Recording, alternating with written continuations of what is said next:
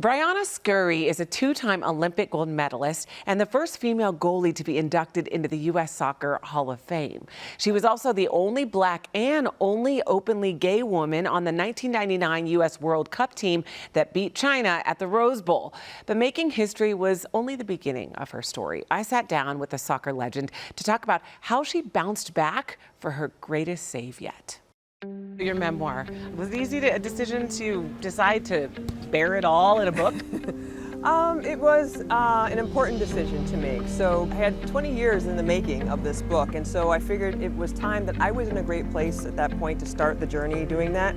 But I also wanted to make sure that I paid honor and homage to not only the wonderful things in my life, but also the things that weren't so great in my life, because I felt I had to be authentic to all of it. Some would argue your greatest save was in 1999 against China in the World Cup final, but you're saying there's an even greater save. What do you mean by that? After my concussion in 2010, I had a really difficult time recovering. It took me 3 years of an odyssey between dealing with the insurance company and trying to fight and battle for the proper health care that I knew I needed. There was a moment where you tried to pawn your gold medals. Is that correct? I did. What was that like? You worked so hard. Ever since I was 8 years old, I've wanted to be an Olympian. And so when I had my medals, it was the only thing I had of value. And I was like, I have to get some kind of stability somehow. And I'm like, I gotta do this. And they took my medals and I went back into my car and I just sat there and I cried.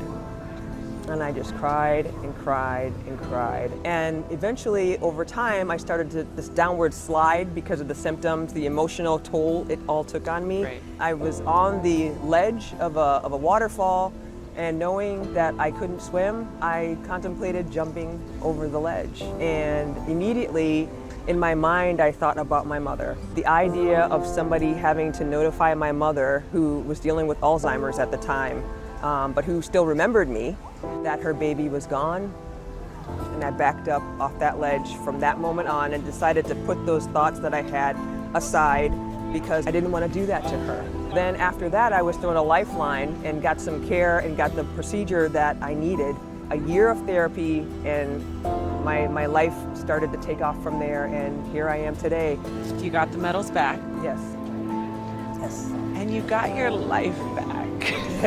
Absolutely. When I look back, I feel like I've always been the only girl, the only Black kid, the only openly gay player.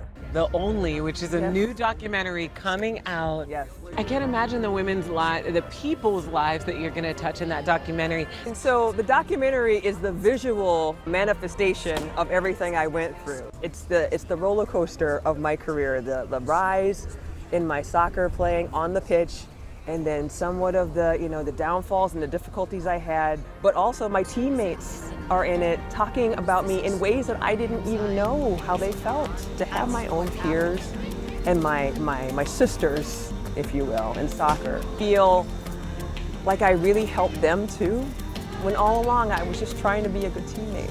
To everyone who is going to buy my book, My Greatest Save, for everyone who will watch me in The Only documentary, and for all the people who helped me, and all the people who are now no longer with us, like my parents. Thank you for everything you did for me, and I hope you're proud. I hope you're proud. So incredible. Make sure to pick up My Greatest Save and watch The Only documentary. It's out tomorrow.